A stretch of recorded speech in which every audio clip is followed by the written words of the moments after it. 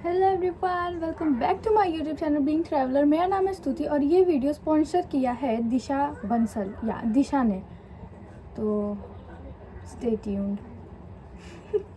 यार देखो, ये वीडियो स्पॉन्सर नहीं है। मुझे दिशा बंसल से एक कमेंट आया था कि आप मुझे ना एक वो मत बताओ, आप मुझे ये बताओ कि गवर्नमेंट एग्ज़ाम की प्रिपरेशन कुछ अगर हम कर रहे हो तो उसके साथ के साथ कैसे करना है। तो मैं भी कर रही हूँ, तो मैंने सोचा बता ही देती हूँ, ठीक है। और एक और मेरी सब्सक्राइबर है जिसका नाम है जैस्वी मिस्ट। तुम देख रही हो वीडियो, प्लीज़ देख लेना। मैंने तुम्हारा नाम इस वीडियो में लिया है, बट सॉरी अगर मुझे तुम्हारा नाम ढंग से लेना नहीं आया हो, क्योंकि पता नहीं सब जगह की प्रोनाउंसिएशन अलग होती है, इसलिए शायद से मैंने ढंग से नाम लिया है नहीं लिया। तो मुझे कमेंट में बता देना कि मैं सही बोल रही हूँ या नहीं। But yes, that name was जैस्वी मिस्ट, ओके। और उसके बाद का जो मेरा कंटेंट है वो उन लोगों के लिए है जो कि गवर्नमेंट एग्ज़ाम की प्रिपरेशन करना चाह रहे हैं, वो भी साथ के साथ मतलब वो कुछ अपना काम कर रहे हैं या मतलब कोई भी चीज़ में नंबर ऑफ़ चीज़ें होती है वो अपनी लाइफ में कर रहे हैं, उसके साथ के साथ अगर वो गवर्नमेंट एग्ज़ाम की प्रिपरेशन कर रहे हैं तो वो वीडियो नहीं, ये वीडियो जो मैं बना रही हूँ ये तुम लोगों के लिए है। और वैसे तो मैं नहीं कहती कि मेरे वीडियो को शेयर करो, बट अगर तुमको ऐसा लगता है कि कोई और भी गवर्नमेंट एग्ज़ाम की प्रिपरेशन करना स्टार्ट करना चाह रहा है, जस्ट स्टार्ट मैं कह रही हूँ, ये नहीं कह रही हूँ कि किस तरीके से करना, मैं तुमको स्ट्रेटजी नहीं बता रही हूँ। स्टार्ट करना चाहता है तो कैसे करना है, तो तुम मेरे इस वीडियो को शेयर कर देना। और एक बात और, तुम लोग है ना मेरी वीडियो देखते हो और चैनल सब्सक्राइब नहीं करते हो, प्लीज़ कर दिया करो यार, ऐसा अच्छा नहीं लगता है। कर देना, आपकी मर्जी, जो भी देखना। और पसंद आएगा तो लाइक भी कर देना और कमेंट में बताना कि कैसा लगा मेरा वीडियो, ओके। अरे यार, ये क्या हो रहा है यार, मेरी स्किन बहुत ज़्यादा ख़राब हो रही है, ओह माय गॉड। कोई बात नहीं, कंटिन्यू करते हैं अपने वीडियो पे। तो तुमको मैं स्टार्ट से बताती हूँ कि कुछ हुआ क्या था, नहीं कुछ हुआ, हाँ हुआ कुछ यूँ कि देखो, मैं तुमको बताती हूँ कि पहले मेरा डेली रूटीन किस तरीके से चल रहा था। मैं आराम से सुबह उठती थी 6 बजे और फिर अपने किचन के कामों में हेल्प करती थी अपनी मम्मी की, ठीक है, मम्मी मतलब मदर इन लॉ, सही है। और उसके बाद फिर 8 साढ़े 8 बजे तक सुबह मेरा काम कंप्लीट हो जाता था घर का। एंड फिर सब नहा, मतलब क्या बताऊँ, मेरे हस्बैंड चले जाते हैं ऑफिस नहीं, अपने काम पे जो भी करते हैं वो, तो वो चले जाते हैं 8:30 अराउंड 8:30 और 9, ठीक है, वो उस टाइम तक चले जाते थे। एंड उसके बाद फिर मैं ना ऐसे बैठ के कभी फ़ोन स्क्रॉल करती थी, कभी टीवी देख रही थी, कुछ भी कर रही थी। मैं सोचती थी कि अच्छा ठीक है, जाते नहाते हैं धोते हैं फ्रेश हो जाते हैं, और वो करते हुए मुझे 11 या 11:30, कभी कभी मैं 12 भी बजा देती थी। कोई बड़ी बात नहीं है, मैं बैठ के सिर्फ एक काम करती थी, फ़ोन के ऊपर पोछा लगाना। बहुत सारे लोग तुम में से भी करते होगे ये सब काम, कोई नहीं, मैं भी करती थी। दैट्स नॉर्मल नहीं है, चेंज करो अपनी हैबिट। हाँ, तो पहले मैं वो करती थी।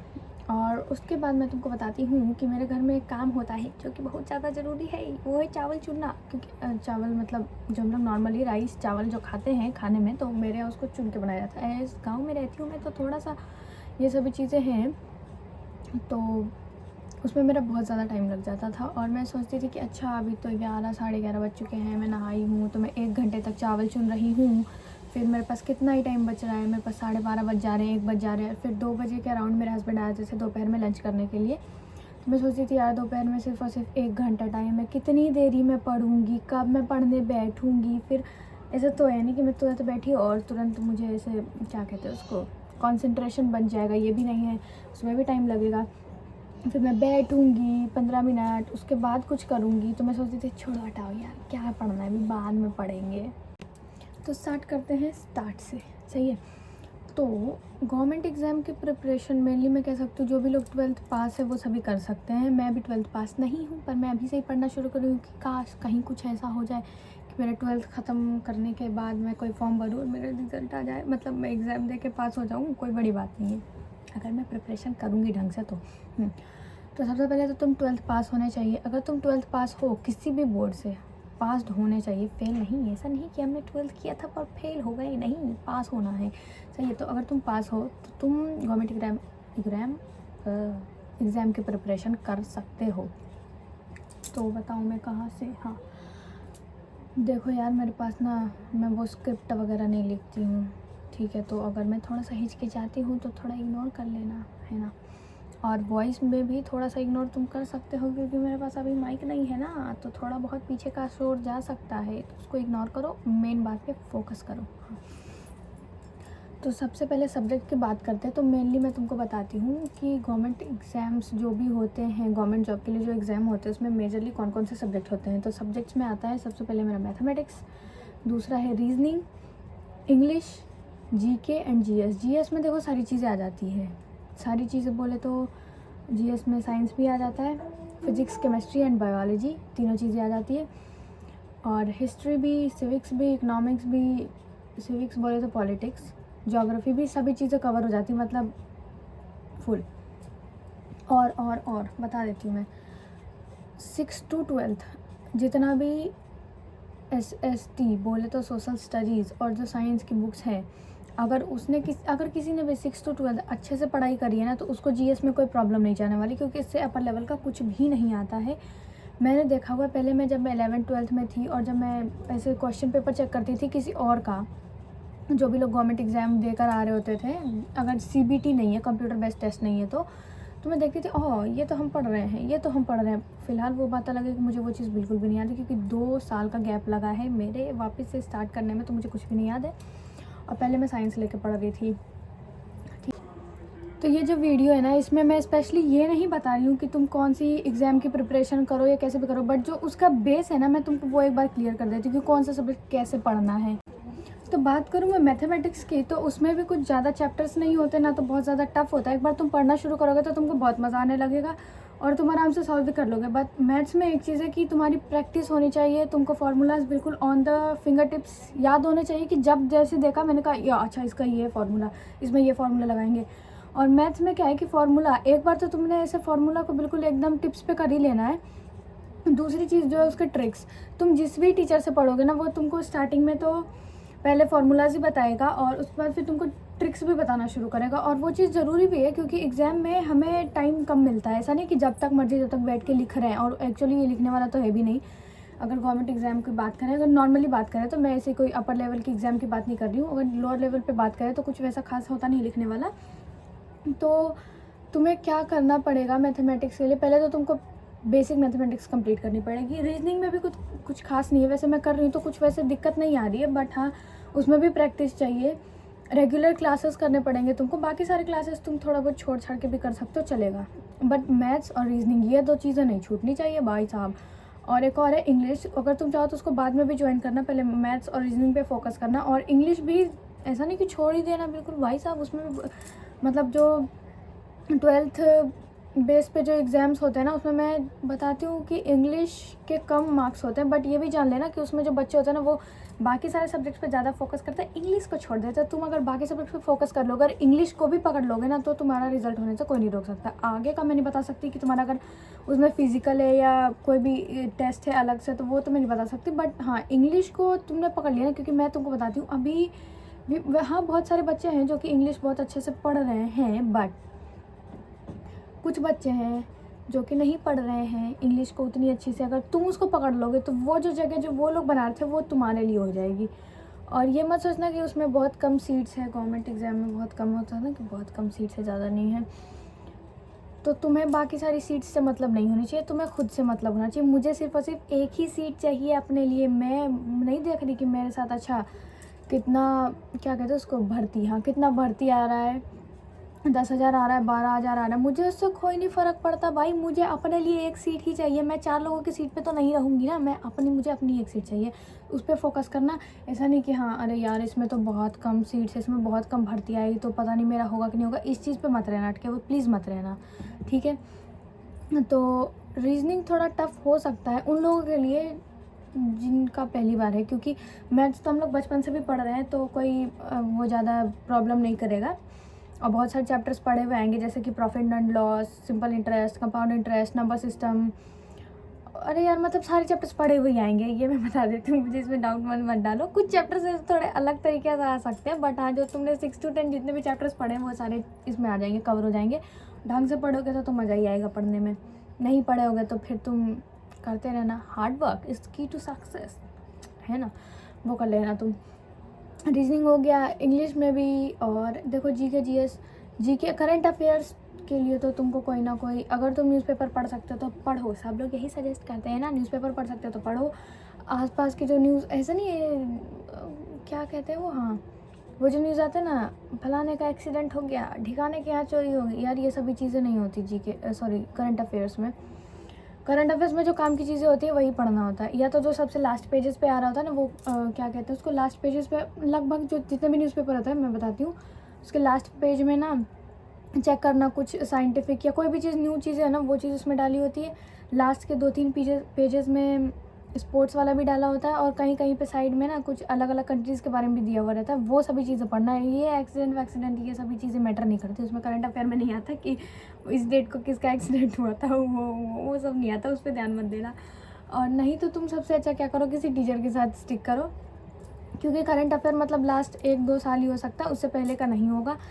और तुमको एक बात पता है, मजाक की बात ये है कि तुमको पढ़ना सब पड़ेगा। ये मत सोचना कि करंट अफेयर मतलब पिछले साल से, तो मैं पिछले साल से ही सब कुछ जानना शुरू करूँगी। जो बचता है ना यार, वो जीके में चला जाता है या तो हिस्ट्री में चला जाता है। मजाक की बात नहीं है, ये रियलिटी है। मैंने नोटिस किया कि अच्छा, जो लोग कह रहे हैं जीएस नहीं सॉरी करंट अफेयर्स, कि अभी का ही तो पढ़ना है, तो बताओ जो बाकी चीज़ें बच जाती है वो जीके में भी तो जा रही है, जीके में एड ऑन भी तो हो रहा है, ठीक है। पर हाँ, वो चीज़ अलग है कि थोड़ा थोड़ा है ना, सब चीज़ों में वो बना होता है, क्या कहते हैं, सिलेबस, तो वो कर लेना। और सबसे पहली चीज़ मैं तुमको ये बताती हूँ कि किसी भी जगह से बैच परचेज़ करने से पहले या कुछ करने से पहले मैं तुमको एक चीज़ सबसे पहले बता रही हूँ, वो करना है। मैं वही कर रही हूँ, तुम चाहो तो तुम भी कर सकते हो, और तुमको सुन के समझ भी आएगा, थोड़ा है ना चीज़ें समझ वाली लगेगी भी। कि देखो, अभी तो मैंने स्टार्ट ही किया है पढ़ना, तो मैं डायरेक्टली सोच रही हूँ बैच परचेज़ ना करके मैं पहले अपना बेस स्ट्रॉन्ग कर लेती हूँ। तो बेस स्ट्रॉन्ग करने के लिए सबसे पहले मैंने ये किया कि मैंने यूट्यूब पे टीचर्स ढूंढे। अगर तुम हिंदी मीडियम से हो तो अभी तो फ़िलहाल मैं जानती हूँ अंकित रंजन, आशीष रंजन, कोई तो है ऐसे ही रंजन करके सर, उनसे, क्योंकि मैं पढ़ने नहीं तो सॉरी हाँ, आदित्य रंजन सर हैं, उनसे पढ़ना। मैथमेटिक्स वो पढ़ा रहे, बहुत सारे लोगों को मैंने नाम से सुना कि वो सर अच्छा पढ़ाते हैं, तो तुम लोग भी ट्राई कर लेना अगर चाहो तो। और मैं अभी पढ़ रही हूँ रिसेंटली अंकित भाटी सर से, क्योंकि वो भी बेस से ही पढ़ाना स्टार्ट करते हैं। तो ये ईयर तो देखो यार, वैसे भी अब यहाँ तक निकल ही गया है, इसके आगे जो लोग साइड बाय साइड कोई काम भी कर रहे हैं तो उसके लिए दिक्कत हो जाएगी ना। कैसे डायरेक्टली एकदम पढ़ना स्टार्ट कर दो बिल्कुल ऐसे 8-8 घंटे 10-10 घंटे, वो नहीं हो पाएगा तुम लोगों से। मतलब अगर कर ले रहे हो तो बहुत अच्छी बात है, मेरे से तो नहीं हो पाता, क्योंकि मैं 11th-12th भी साथ में कर रही हूँ, तो मेरे से नहीं हो पाता। मैंने क्या किया कि पहले मुझे अंकित भाटी सर से मैंने बताया वीडियोज़ में पहले भी कि मुझे अंकित भाटी सर का समझ आता है ज़्यादा से ज़्यादा। तो मैंने कुछ यूँ किया कि उन सर को पहले निकाला मैंने, और उनकी जो पुरानी वीडियोस डाली हुई यूट्यूब पे किसी भी चीज़ के लिए हो, ये मत समझना कि हाँ मैंने अब मैं एकदम स्पेशली एसएससी जीडी या क्या कहते हैं आरआरबी जीडी ये सभी चीज़ों की प्रिपरेशन करी, ऐसा कुछ भी नहीं है। वो तुम बहुत सारे लोग ऐसे होते हैं ना कि यार कि मतलब किसी में भी आ जाए रिजल्ट, वो अच्छा होगा उनके लिए। तो उसके लिए मैं सबसे पहले तुमको बताती हूँ तुम क्या कर लेना, जो मैं कर रही हूँ तुम भी करना यार, अगर समझ में आए तुमको तो मैं ये सोच रही हूँ कि वैसे भी मेरा भी 12th तो हुआ नहीं, और जिन लोग का हुआ है उन लोग के लिए भी ये अच्छा, मतलब क्या अच्छा उन लोग के लिए भी काम करेगा। हाँ, तो मैंने कुछ यूँ किया कि अंकित भाटी सर को मैं पहले से जान रही थी, और मुझे उनके मतलब क्या बताऊँ, मैथमेटिक्स और रीजनिंग समझ में भी आ रहा था। बाकी सारे जो सब्जेक्ट्स है वो चाहे तो तुम बाद में भी कंटिन्यू करो, कोई दिक्कत नहीं करेगा, क्योंकि उसमें एकदम परफेक्ट होता है कि अच्छा यहाँ से यहाँ तक आना है, यहाँ से यहाँ तक आना है, और वो चीज़ें तुम पढ़ लोगे, ज़्यादा कोई ऐसे नहीं होगा, मतलब उनके ज़्यादा उसमें टाइम नहीं लगेगा, बस उसमें तुमको याद रखने वाली चीज़ें उनकी तुम कितना अच्छे तरीके से याद रख सकते हो। बट मैथ्स और रीजनिंग में तो प्रैक्टिस चाहिए। तो मैं जानती हूँ पहले से अंकित भाटी सर को, वो थोड़ा स्लो पढ़ाते हैं, तो मुझे उनकी वीडियोस को थोड़ा फास्ट करके देखना पड़ता है। बट हाँ, उनका भी अभी एक बहुत बड़ा सा बैच लॉन्च और जो कुछ भी है वो सब होता रहता है, बट मैं उन्हीं टीचर से स्टिक करती हूँ, मुझे समझ में उन्हीं से आता है। मैं और उनके बैच में बहुत सारे टीचर्स हैं जो मैथमेटिक्स पढ़ा रहे हैं, बट मैं उन पर स्टिक करके मुझे समझ उनसे आता है। तो मैंने कुछ यूँ किया ना कि मैं जिस चीज़ की भी वो प्रिपरेशन करा रहे थे, पहले मैं निकाला मैथमेटिक्स, ठीक है, नॉर्मल गवर्नमेंट एग्ज़ाम की प्रिपरेशन के लिए जो वो करवाते हैं मैथमेटिक्स, तो मैंने पहले वो निकाल लिया, ठीक है। और मैं कुछ यूँ कर रही हूँ ना कि मैं उसको देखना शुरू कर रही हूँ, उससे क्या होगा कि मेरा बेस बिल्कुल क्लियर होगा, और एक बार पे बेस भी क्लियर हो जाएगा, क्वेश्चन प्रैक्टिस भी हो जाएगी। और बैच में जाने से अच्छा है कि तुम कुछ ये ऐसा करो ना कि तुम कोई बुक ले आओ, परचेज़ कर लो नॉर्मल, जो कि कंपटीशन का होता है, बहुत सारे बुक्स मिलते हैं मैथ्स एंड रीजनिंग के, तो तुम वो ले आना। और नॉर्मली तुम पहले किसी एक टीचर से ना पूरा पढ़ो, पहले तुम तो सिलेबस चेक करो कि कितना सिलेबस आने वाला है। ऐसे 16 to 17 चैप्टर्स मैथ्स में और रीजनिंग में होते हैं, रीजनिंग में थोड़ा ज़्यादा होता है, 3-4 चैप्टर, तो तुम पहले ये चेक करो। उसके बाद फिर वो सारे चैप्टर्स को स्टार्टिंग से लेके एंड तक किसी एक टीचर से कवर करो, वो भी यूट्यूब से। मैं बता रही हूँ फ्री ऑफ कॉस्ट जाएगा, कहीं इधर उधर तुमको ज़्यादा टाइम देने की ज़रूरत नहीं पड़ेगी। यूट्यूब से पहले तुम उसको कवर कर लोगे एक बार। और सर ने जो भी रीजनिंग, जो भी टीचर से आप पढ़ रहे हो, उन लोगों ने जो भी आपको क्वेश्चन प्रैक्टिस वगैरह कराएंगे वो सभी कर लेना। एक बुक अगर होगी तुम्हारे पास तो ज़्यादा बेहतर होगा, तो तुम उस बुक के साथ भी प्रैक्टिस करते चले जाना। मैथ और रीजनिंग दोनों की बात कर रही हूँ मैं। इंग्लिश अगर तुम चाहो तो इंग्लिश भी, इंग्लिश के लिए तो मैं नहीं बता पाऊँगी क्योंकि अभी मैंने इंग्लिश बिल्कुल भी स्टार्ट नहीं किया है। और जीके जीएस तो अगर तुम ऐसे फॉर्म फिल करने के कुछ टाइम बाद भी अगर पढ़ना स्टार्ट करते हो ना तो भी चलेगा, क्योंकि उसका कुछ ज़्यादा लोड नहीं लेना होता है, बस याद रखना होता है। ये देखना कि तुम्हारी मेमोरी पावर कितनी अच्छी है और तुमने 6 to 12 में पढ़ाई कितनी अच्छे से की है, ठीक है। तो उसके लिए कुछ खास दिक्कत नहीं जाएगी जो साइंस के सब्जेक्ट्स हैं और एसएसटी के। अगर तुमको लगता है कि तुम्हारी मेमोरी पावर थोड़ी वीक है तो तुम कुछ ऐसा करो ना कि तुम जीके के जो बुक्स होते हैं वो सभी परचेस करके रखो कंपटीशन वाले, और उसको अभी से ही पढ़ना शुरू करो। ऐसा नहीं कह रही कि मैं अभी पढ़ना शुरू करो तुरंत फॉर्म फिल कर दो तुम्हारा रिजल्ट हो जाएगा, नहीं। तुम अभी से पढ़ना शुरू करोगे ना, तुम्हारे पढ़ने की कंसिस्टेंसी बनी हुई रहेगी कि हाँ इतना टाइम मुझे पढ़ना है। और ऐसा नहीं, ज़रूरी नहीं कि तुम उसको याद करो। ऐसे तुम ऐसे 10 पेजेस पकड़ लो कि आज मैंने 1 पेज पढ़ा, कल अगला पढ़ूंगी, उसके बाद फिर 3rd नंबर पढ़ूंगी, नेक्स्ट डे मैं 4th नंबर पढ़ूंगी। ये नहीं कि तुम एक ही दिन सारा पढ़ जाओ, इतना टाइम नहीं होता जो लोग साथ के साथ काम कर रहे हैं उनके पास। तो तुम आज के दिन 1 पेज, कल के दिन 2nd वाला पेज, उसके नेक्स्ट डे 3rd वाला पेज, ऐसे पढ़ना। और जब 10th पेज तक कंप्लीट हो जाए तो तुम फिर से 1st पेज पे आ जाना। और वैसे तुम 3-4 बार अगर रिपीट करोगे तो तुम एक चीज़ नोटिस करोगे 1 से 10 जितना भी जो भी उसमें कुछ लिखा है ना वो उसमें मैक्सिमम तुमको याद हो जाएगा।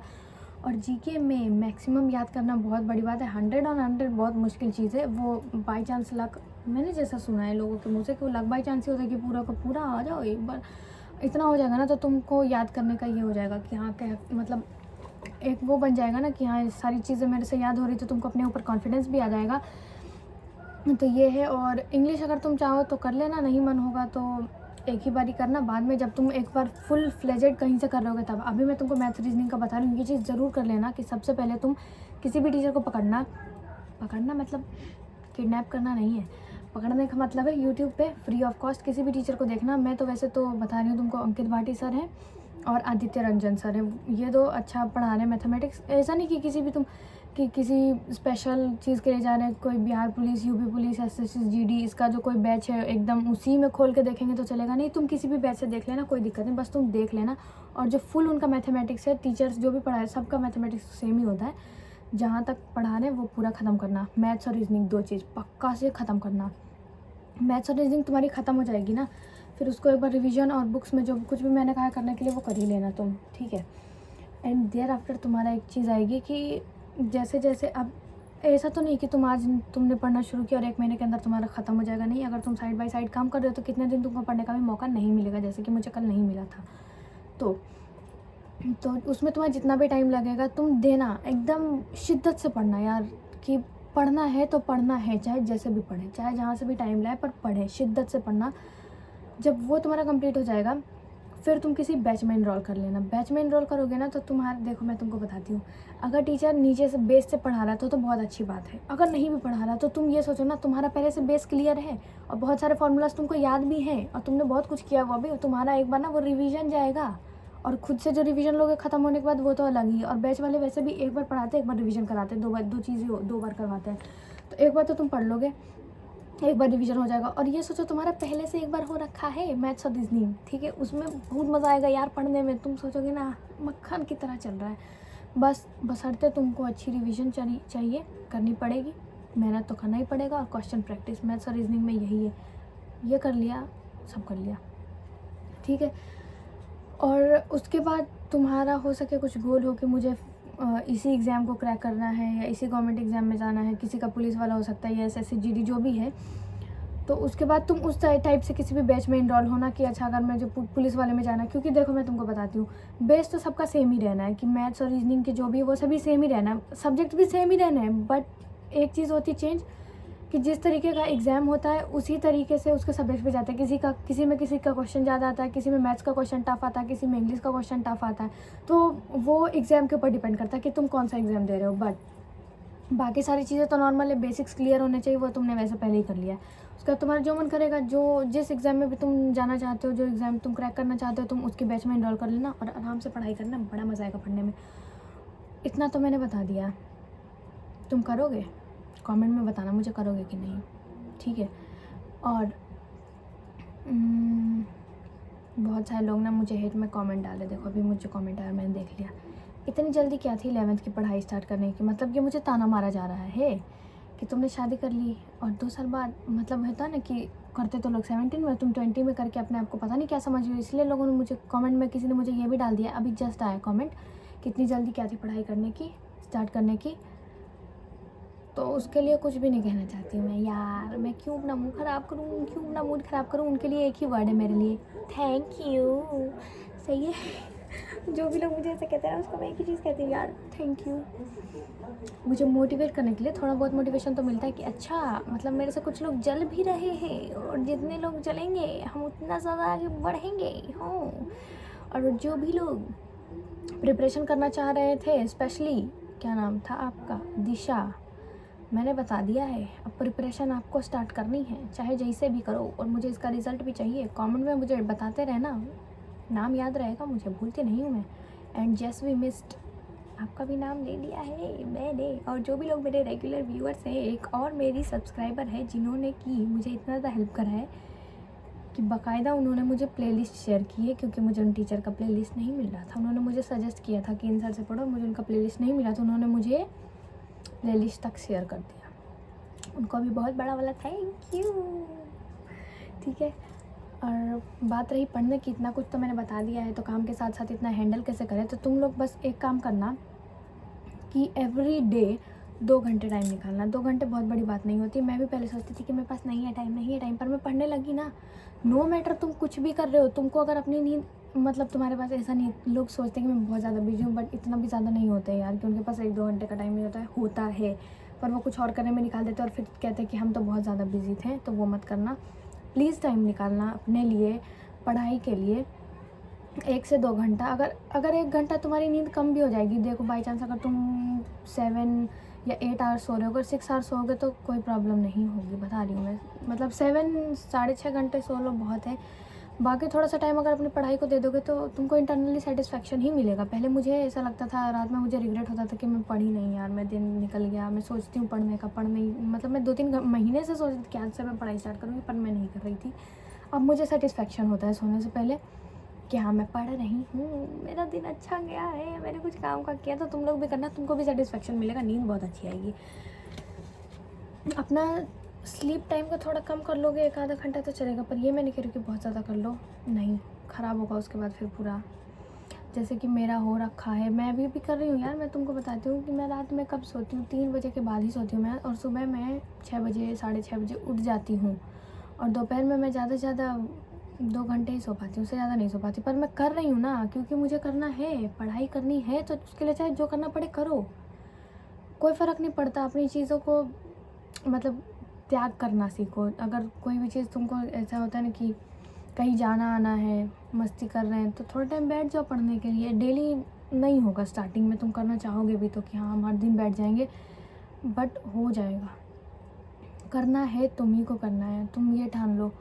मैं भी पहले सोचती थी, पर ये यहाँ पे मेरे सामने लगा हो ना, कंसिस्टेंसी बीट्स मोटिवेशन। बात सही है कि एक मतलब कहीं से मोटिवेटिंग वीडियो देखोगे, एक दिन पढ़ोगे, नेक्स्ट नहीं पढ़ोगे, या फिर नेक्स्ट डे पढ़ोगे, तीसरे दिन नहीं पढ़ोगे, बट अगर कंसिस्टेंट रहोगे ना तो तुम्हारा अपने आप ही मन करेगा कि यार कल मैं पढ़ी थी, आज मैं नहीं पढ़ रही हूँ, क्यों नहीं पढ़ रही हूँ। तो वही करने के लिए मैंने पढ़ाई स्टार्ट कर दी, और इसी के साथ साथ मैंने यूट्यूब भी स्टार्ट कर दिया। तो तुम लोग भी पढ़ना स्टार्ट कर दो, कितना भी टाइम लेना है ले लो,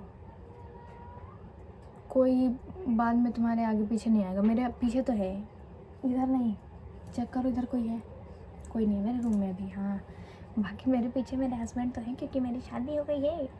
नो हेट्स, प्लीज़ हेट मत करना। और जो लोग भी कह रहे हैं ना मेरे हस्बैंड का फेस रिवील करने, कर दूँगी एक बार चैनल मोनेटाइज तो हो जाने दो यार। तुम लोग मेरे वीडियोज़ फुल नहीं देखते हो, फुल देखा करो, ठीक है। और ये तो मैंने तुमको बता दिया कि पहले तुम मैथ्स और रीजनिंग करो, उसके बाद जिस एग्ज़ाम को भी तुम क्रैक करना चाहते हो उसमें डट जाओ। और एक चीज़ होगी कि तुम अभी पढ़ना स्टार्ट करोगे, 2 घंटे, ज़्यादा नहीं 2 घंटे देना, मैं उससे ज़्यादा कह भी नहीं रही। या फिर ये करना कि डेली 1 लेक्चर मुझे देखना है, 1 लेक्चर मुझे मैथ्स का देखना है, 1 लेक्चर मुझे रीजनिंग का देखना है। और सर जो उसमें प्रैक्टिस कराएंगे ना मैथ्स की, ये मत करना कि सर के साथ करे जाए, नहीं, सर ने क्वेश्चन लिखा, पहले वीडियो को पॉज करना और उसके बाद फिर अपना आंसर करना, उसके बाद सर का वीडियो देखना आगे कि तुमने सही किया या गलत किया है। और रिवीजन इसमें बहुत ज़्यादा ज़रूरी है, तो तुम क्या कर सकते हो इसके लिए, सुबह जल्दी उठना और रिवाइज़ कर लेना, या फिर क्लास से पहले 15, जब मैंने 2 घंटा कहा है तुम उसको 2.5 घंटे ले लो, क्लास से पहले 15 मिनट पहले रिवीजन कर लेना, ठीक है। फार्मूलाज याद करना, हो जाएगा, कोई बड़ी चीज़ नहीं है, बड़ी बात नहीं है। मैं तुमको बताती हूँ कि मैं 12th में भी नीट का प्रिपरेशन कर रही थी। ये एक नई चीज़ है और ये उन्हीं लोगों को पता चलेगी जो मेरे वीडियो एंड तक देखेंगे, क्योंकि ये मैंने एंड में बताया है ना। तो हाँ, बता दे रही हूँ मैं 12th की बात कि मैं नीट की प्रिपरेशन कर रही थी। और जहाँ तक मैं बता देती हूँ कि यार कल है ना, मैंने बिल्कुल भी पढ़ाई नहीं की। ये वीडियो आज ही मैं क्या कर रही हूँ, 26 है ना आज, 26, हाँ आज ही के दिन मैं क्या कर रही हूँ, रिकॉर्ड भी कर रही हूँ, जो भी है बना भी रही हूँ और आज ही के दिन अपलोड भी कर दूँगी। और जो कल का मेरा व्लॉग होगा ना, वो मैंने पढ़ाई नहीं की थी यार। दोपहर में भी उठने के बाद मैंने कुछ खास नहीं किया। वैसे मैं दोपहर में तो पढ़ती भी नहीं हूँ, और रात में मैं सो गई थी क्योंकि मैं बर्थडे वगैरह में गई थी, इधर उधर तो थक गई थी तो मैं सो गई। और आज दोपहर में भी मैं सो गई थी। जो थोड़ा बहुत बचा हुआ है उसको मैं अपलोड कर दूँगी। पर हाँ, ये चीज़ तो मैंने पढ़ाई नहीं की थी। और दिशा, स्पेशली मैं बार बार तुमको कह रही हूँ, ये वीडियो मैंने तुम्हारे लिए बनाया क्योंकि और किसी ने मुझे ये कमेंट नहीं किया था, तुमने किया था। तो मैं सोच रही थी कि क्या पता मैं जिस तरीके से अभी हूँ, क्या तुम्हारी भी कंडीशन कुछ इस तरीके से हो। मतलब ये नहीं करूँ कि सेम हो, पर इस तरीके से, क्योंकि तुमने लिखा है कि काम के साथ साथ कैसे प्रिपरेशन करना है। तो ये देखो, मैंने तुमको पहले बता दिया कि मैथ और रीजनिंग कर लोगे ना स्टार्टिंग में, उसके बाद किसी बैच को इनरोल करोगे तो ज़्यादा अच्छा होगा। तो तुम भी यही कर लेना। और क्या, चैनल को सब्सक्राइब करना प्लीज़। टारगेट मैं नहीं सेट कर रही हूँ अभी, पर तुम लोग तो सेट कर सकते हो ना कि इतने दिनों में इतना सब्सक्राइबर करवा दें इनका। डरना मत मेरी शक्ल देख के, इतनी भी बुरी नहीं हूँ मैं, ठीक है। तो यही था मेरा आज का वीडियो। ख़त्म हो चुका है मेरी सारी ख़त्म हो चुकी है मेरी सारी बातें। तब तक के लिए बाय।